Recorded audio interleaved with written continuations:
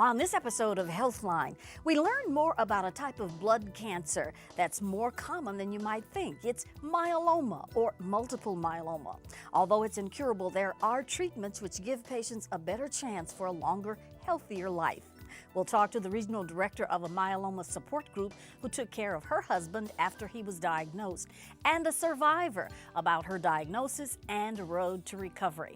All that's coming up on this episode of HealthLine, starting right now.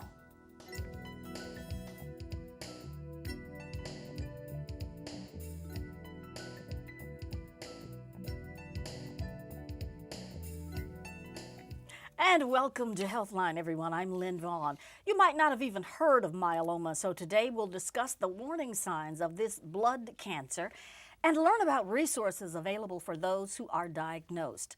The American Cancer Society says many patients discover they have myeloma during a regular physical examination. Now, here are some of the signs we'd like you to be aware of. You might experience bone problems, mostly in the back and hips, or bone fractures. Other signs include low blood counts or anemia, kidney problems, high protein levels in the blood or urine, and high blood levels of calcium.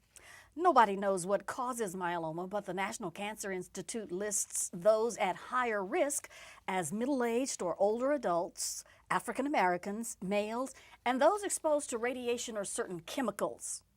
Now, here to start off our discussion is Ms. Nancy Bruno. She's the Southeast Regional Director of Support Groups with the International Myeloma Foundation. Ms. Bruno, welcome so much to HealthLine. Thank you very much. Glad to be here. Well, first of all, tell us, did your husband know what was going on when he was diagnosed? No, he was just anemic, and he was just tired, and he couldn't do what he wanted to do previously. And it took 8 months for them to find the myeloma, and it was very scary. So it's a challenge to get the diagnosis promptly, even today. Had either of you ever heard of the disease? No, not at all. It was a real shock, and then we had to get informed. Right, right. And how did you go about doing that? Well, the internet's a scary place. Back then, this was 1998. But now there are a lot more resources and more reliable information. And you know, I'm the support groups. We joined a support group with other people on the same journey, and that really helped us a lot. Calmed us down to know we weren't alone in this scary encounter.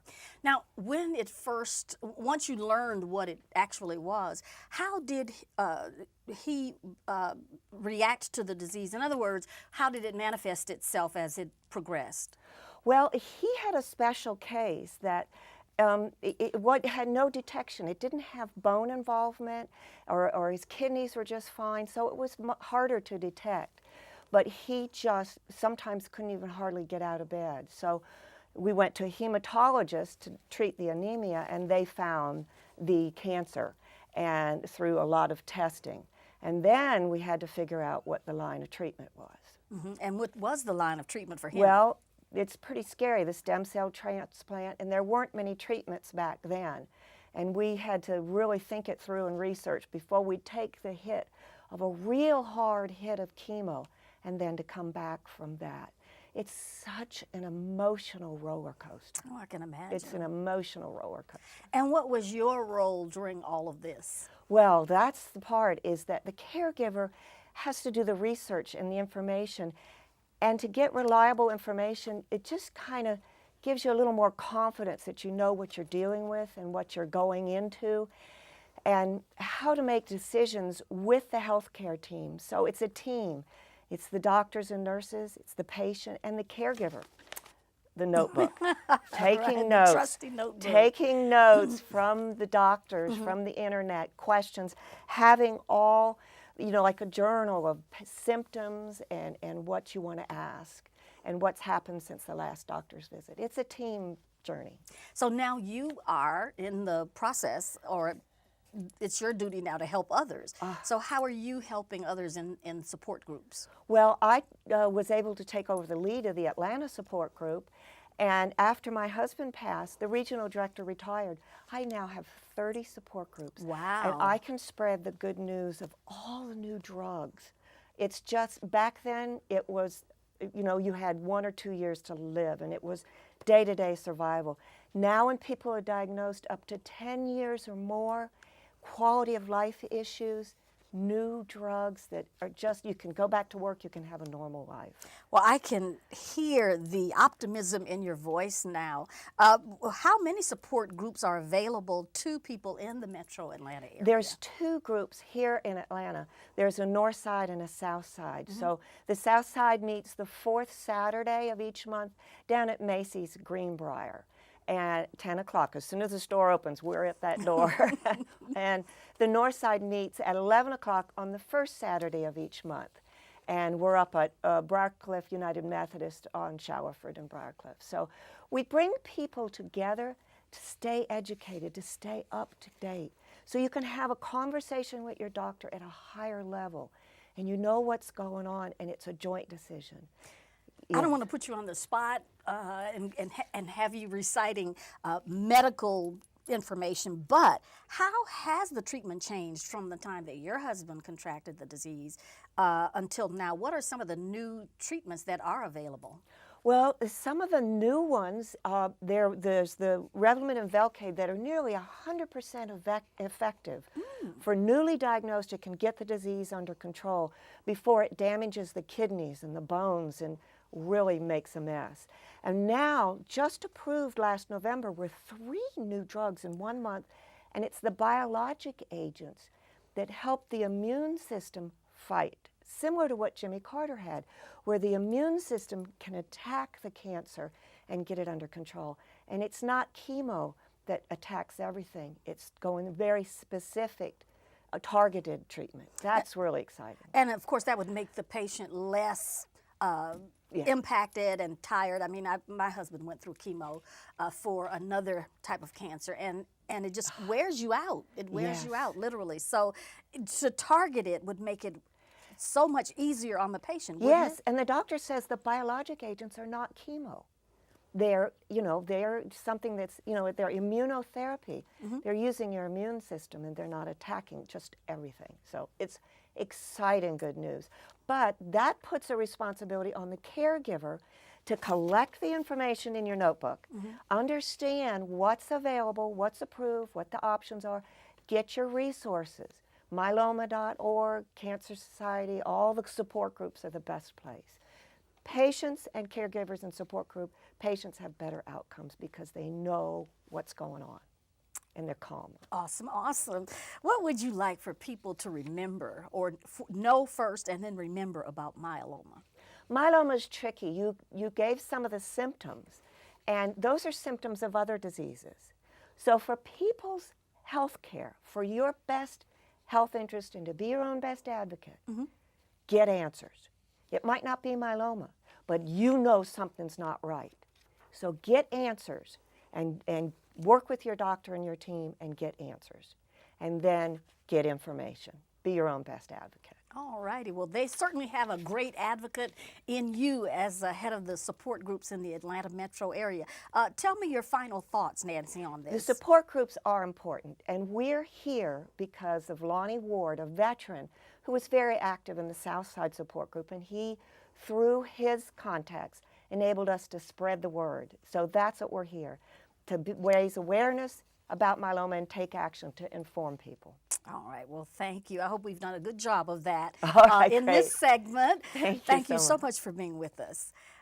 Coming up next, we will talk to a myeloma survivor about her long journey from diagnosis to today. And we'll also talk to the husband of a survivor who helped her, his wife, through the disease. We'll be back in just a moment.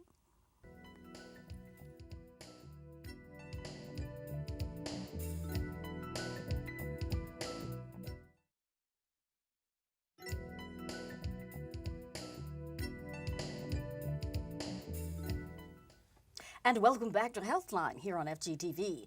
Today we're discussing the blood cancer myeloma, and we're hearing from advocates for care and treatment and survivors. Joining me now is Kimberly Starbuck. She is a 7-year survivor. And also joining us is Joe Brown, who helped his wife Sandy, another survivor, after she was diagnosed more than 26 years ago. Welcome to HealthLine, both of you. So happy to have you with us today. Glad to be here. Kimberly, when you were diagnosed, did you have any idea what myeloma was? I think I had heard briefly about it. I knew that it was a blood cancer. Didn't know anybody who had suffered with it, but I had heard something about it. Yeah. Mm-hmm. And what were the symptoms you were experiencing when you were diagnosed? Well, you know, I think when I talk about my cancer journey, I have to begin with the 2005 sudden, unexpected death of my 19-year-old daughter. And following those 3 years, as happens with a lot of people in my situation, I didn't go to doctor appointments. I don't even remember that period. I was walking around in a fog. It was a pretty bleak time for me. I wasn't taking care of myself. I luckily had a gynecologist who I had talked to. I had explained to her about the death of my daughter. And she knew I wasn't going to doctor appointments. She knew I hadn't gotten my mammogram. She knew all that. And she said, let's start slow. Your fibroids, I had uterine fibroids. She said, let's bring you in for an MRI and look at them and see how they're doing. 3 days before my 53rd birthday, I got a call from her. Kaiser doctors do not call you at home. And she said they had found a lytic lesion on my sacrum. And she didn't mince words. She said it was cancer. And that was the beginning. And now, was that a wake-up call for you? You were Whoa, was that a wake-up call? You said, let me start working on my health and taking better care of myself. Exactly, Yes, exactly. But it still took some time. It probably took about a month with various testing. They had done body scans. Before they finally figured out that it was, in fact, multiple myeloma. Well, Joe, let me talk to you about your wife's journey, because Sandy was diagnosed some 26 years ago. That's and correct. As we heard earlier from Nancy, so much has happened to make treatment and care better. Tell us a little bit about Sandy's experience. Actually, they knew very little about what was going on with her. She went in for an annual physical exam in January, and about a month later they called her back and they started doing monthly blood samples. It was until October of that same year that they found out or told us that she had a disease called multiple myeloma. This animal was very new to us. We had never heard of it before, but we found out a lot about it later because we had to do some research, had to read. She was smoldering. I was hoping Nancy was going to talk about that thing called smoldering a little bit. Well, tell us about it. Well, smoldering is a condition wherein the disease is not active and it's sort of lying dormant. And they did not do any treatment at all. We actually have a member of our support group who has been smoldering for a number of years. I think 2, if I'm not mistaken. So smoldering doesn't say that you actually have the active disease. But after a 5-year period, she had to start taking chemotherapy, the traditional form, what they knew about then. As a matter of fact, they told her that day she was diagnosed that this disease has a prognosis of a 1.5 years, which was devastating. However, now people are told that it's much longer, 8, 9, 10 years when they are diagnosed because of the new chemicals that have been discovered since then. Had Sandy exhibited symptoms of tiredness Absolutely and all nothing. that before? Nothing. Nothing. Nothing Okay. whatsoever. Okay, so that makes it even more difficult Yes. to accept when you hear the diagnosis. Right. That you have that. What advice are you giving people? I imagine that you you guys are approached often for advice. What advice do you give other people who find themselves with that diagnosis? Well, the serious problem is lack of education. There are many people who have no idea at all about blood diseases. They have no idea that cancer could happen to them. And so going to the doctor annually to get physical examinations, to look carefully at your health status, do a health inventory, find out what's going on in the back, the history of your family. There's so many things that you can do to find out what is in store for you later on in life. We did none of that as far as our family was concerned. I would also suggest for caregivers, be smart about what you're doing. And Nancy was very clear. Do your research. the first thing a patient hears is that you have cancer. They're not about to go out and start typing and looking and searching, but someone has to. And so you go find out what this thing is. And then when you find out what it is, then you can have a conversation and then go to your doctor and do some more exploration. Now, when you guys say have a regular physical exam, most people think that means just going to, for women, maybe to the OBGYN for your annual checkup. When you say physical examination, you're talking about something fairly comprehensive, I Yes. take it. Including Yes. blood work. Yes. Are you anemic? That could be the beginning of trying to figure out that there's something wrong. You shouldn't be anemic. Right. High calcium levels, those kind of things. And that can only be found out in that kind of way. Exactly. What has your journey taught you about the importance of support groups? You know, when I was first diagnosed, I don't think I would have gotten out of bed for a while had I not gone to support groups. I've gone to both of the multiple myeloma support groups. I remember the one I went to on Briar Cliff. I went pretty soon after I had been diagnosed, and the prognosis at that time was, what, a year and 2 years? Yes. And I said to folks who had been along in the process, I've got 2 years to get my stuff together and I'll be dead. And they said, no, no, no. They haven't caught up. The stats aren't catching up yet. You'll be fine. Good. Just do what you... They've been great. There's also a wonderful support group. The wellness program at Piedmont has a series of programs, yoga, meditation, all kinds of things that are for free. Well, Joe, back in the day, who was able to tell you guys that Sandy would be okay? No one. No one, to be honest with you. There were people out there, I'm sure, but we did not know where they were or who they were. However, right now, that's what Sandy does. She talks to people all over the country about multiple myeloma. As a matter of fact, she's talked to folk who said they were diagnosed today, they're devastated, they're having a problem with it, and she says, well, this is my 25th year, my 24th year, my 23rd year, my 20th. All of a sudden, the atmosphere changes and Oh, the I can conversation imagine. changes. I can met imagine. Sandy when she was at her 20th year. Yes. When I first started going to the groups, and I said, I want to be like you.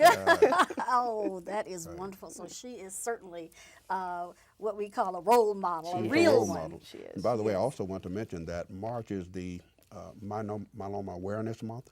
We're trying to get the word out to let people know, don't sit back and look and watch and hear and listen. Go and check. Do something about it. You don't know what's going on inside of your body until you have it checked out. So true. African Americans are at a higher risk for it. And we know in our lives certain people who, when they go to the doctor, if they go to the doctor, they don't ask questions, they don't inquire about stuff, or they just don't go. And that's the old model. Yes. Yes, we absolutely. were told the doctor knew everything, and so, you know, just leave it up to Yeah. him or her. Yeah. But now you really cannot Yeah. do that. It's Yeah. certainly a different day. Exactly. Any final thoughts? Just that it's really important. I don't know how much we can stress that it's important to go to the doctor. It's important to, if you think something's wrong, get it checked out. And One Joe? of, one of the things that Nancy stresses is that you are your best advocate. You can't allow, the doctor to say X, Y, Z. Get second opinion, third opinion. Ask questions, drill, find out until you get all of the information you need in order to help yourself survive. Oh, I can't tell you how much it means to me to have you guys here imparting such really, really important information, because this was new to me.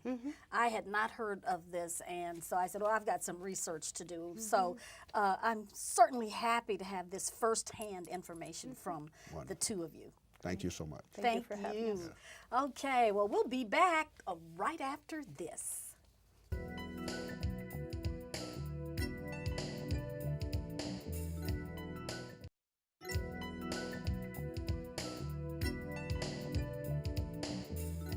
And And welcome back to HealthLine. We hope this discussion on the blood cancer myeloma has been informative and helpful to you.